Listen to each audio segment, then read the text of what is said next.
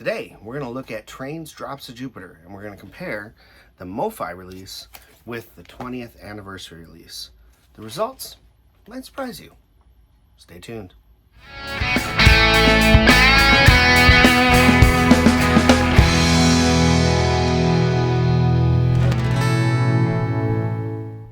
Hey vinyl friends, it's Brian from Brian's Vinyl Records, and like I said in the intro there, we're going to look at Trains, Drops of Jupiter album. This is an album that has been really one of those that brings me back to my college days. Just really enjoyed Train, and my wife and I listened to them quite often as we were just getting started in our relationship. And I was super pumped when I saw that Mobile Fidelity Sound Lab was going to release this album, because Train's albums haven't been put out on vinyl, and it was just really cool. And now I know a lot of people were worried because these were all recorded digitally, but let me rest assured, they sound great. They sound great on vinyl.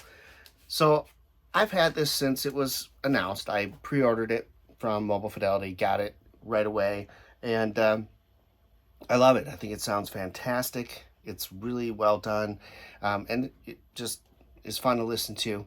But then I got curious because this version came out not too long after. I'd say probably less than a year later, they released this version of it. It's the 20th anniversary version of the album, and I was always curious about what it would sound like compared to, you know, the Mobile Fidelity Sound Lab version. So this dropped to about 15 bucks on Amazon, so I decided to just go ahead and toss it in my cart, purchase it, and then I could see if it sounds just as good or, you know, worse or maybe better than the Mobile Fidelity Sound Lab version.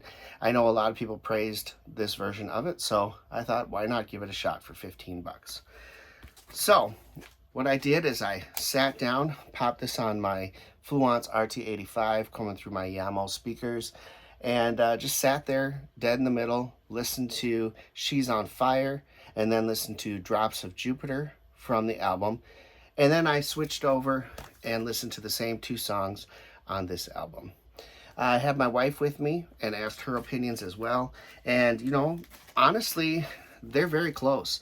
I'm quite impressed with this version and this version sounding a lot similar. But I will tell you, there's one of them where the separation of the instruments is a little more pronounced, and even some of the volume levels are a little, the mix is better, I should say, on one version.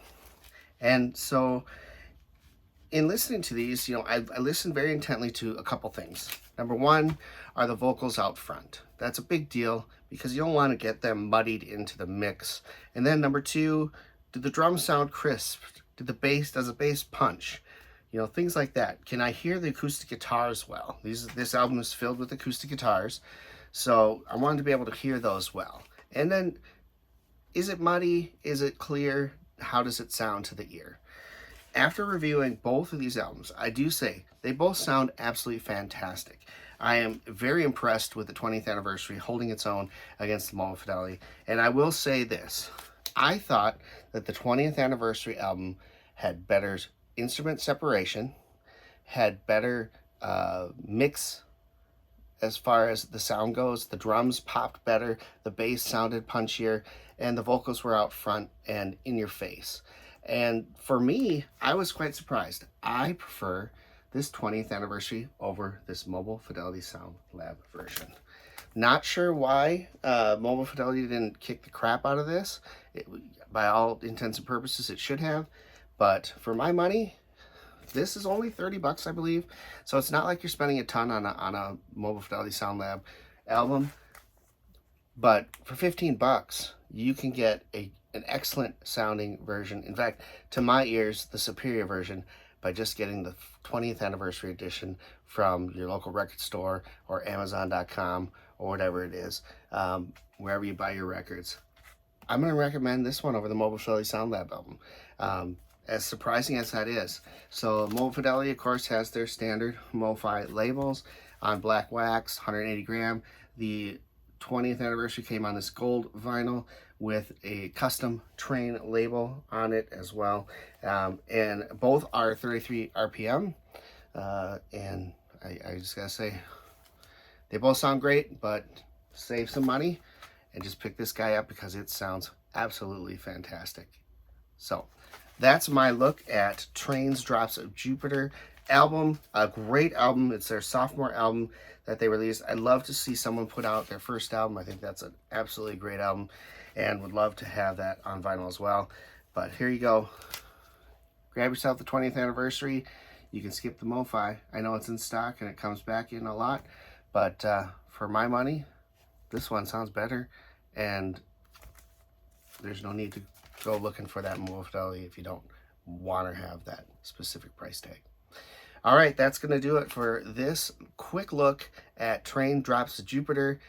And if you like this video, please go ahead and give it a thumbs up. Subscribe if you're new to the channel, and leave a comment below. I'd love to hear your comments. Have you heard both versions? And what is your opinion? What do you think sounds better? This is just my opinion. These are my ears. They may be different than yours. And of course, systems vary. I think my system sounds pretty darn good. So for me, I'm going 20th anniversary.